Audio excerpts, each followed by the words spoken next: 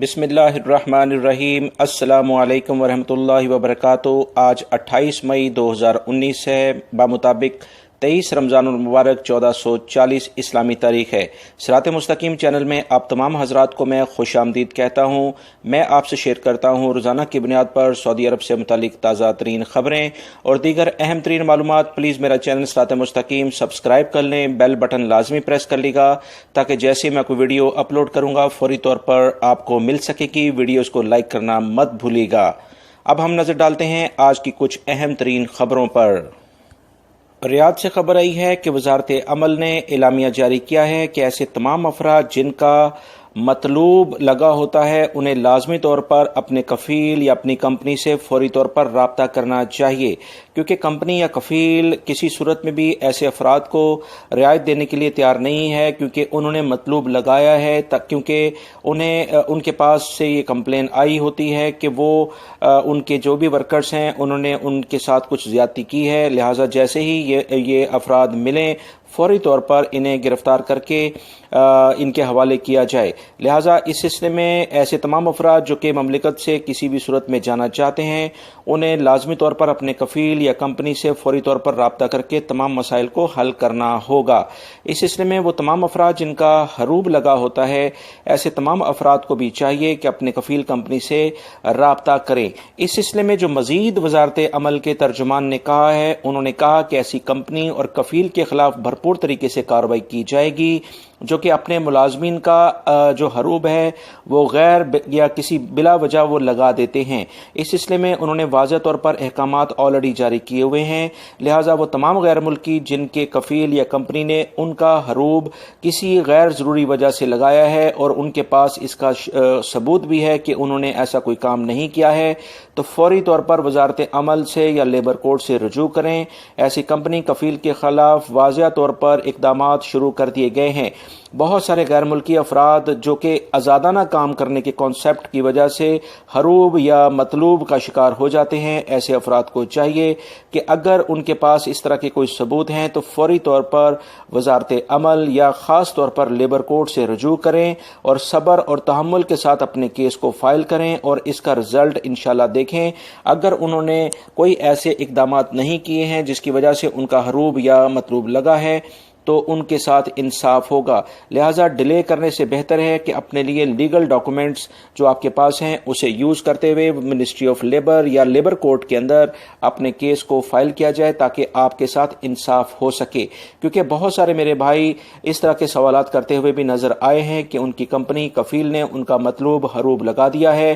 یاد رکھیے گا مطلوب اور حروب میں صرف فرق یہ ہے کہ حروب میں یہ شو کیا جاتا ہے کہ آپ ان کے پاس نہیں ہیں، بھاگے ہوئے ہیں، جبکہ مطلوب میں انہوں نے یہ ظاہر کیا ہوتا ہے سعودی عرب کے اداروں کو، جوازات کو، وزارت عمل کو کہ انہوں نے آپ کے ورکرز نے ان کے ساتھ زیادتی کی ہے۔ جیسے ہی یہ ملیں انہیں پکڑ کر فوری طور پر ان کے حوالے کیا جائے تاکہ جو بھی ان کے ساتھ یہ زیادتی کر کے بھاگے ہیں اس کا ازالہ کیا جا سکے۔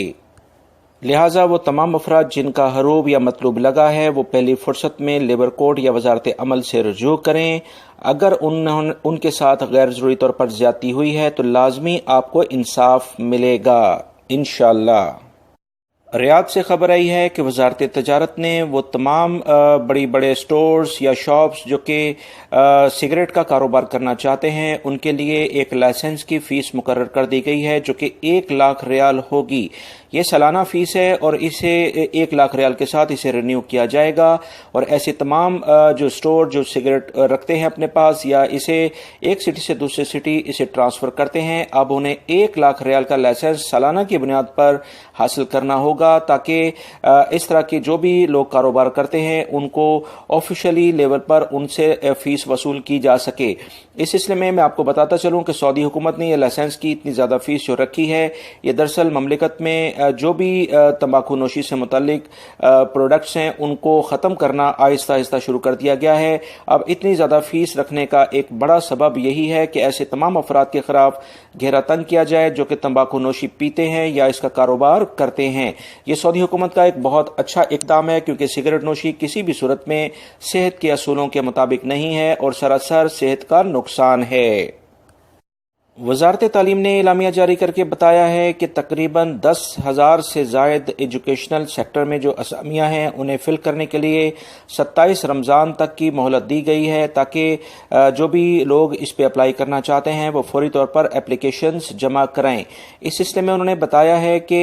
اس میں سعودی شہری مرد اور خواتین اس تمام پوزیشن کے لیے اپلائی کر سکتے ہیں۔ ان ایجوکیشن پوزیشن کے لحاظ سے غیر ملکیوں کے لیے بھی کوئی چانسز ہیں یا نہیں، اس بارے میں کوئی واضح طور پر احکامات جاری نہیں کیے گئے ہیں۔ دوستو، رمضان کے آتے ہی مکہ المکرمہ میں عمرہ زائرین کی تعداد میں کافی زیادہ اضافے کے ساتھ ساتھ اندرون ملک سے بھی بہت زیادہ افراد جو عمرہ کرنے کی سعادت حاصل کرنے کی کوشش کرتے ہیں۔ اس تمام صورتحال کو دیکھتے ہوئے حرمین شریفین کی جو کمیٹی ہے انہوں نے انتظامیہ سے کہا ہے کہ حرم مکی اور کے آس پاس جو بھی حلاق یعنی کہ ہیئر ڈریسر کی شاپ ہیں وہاں پر ان کی سخت نگرانی کی جائے،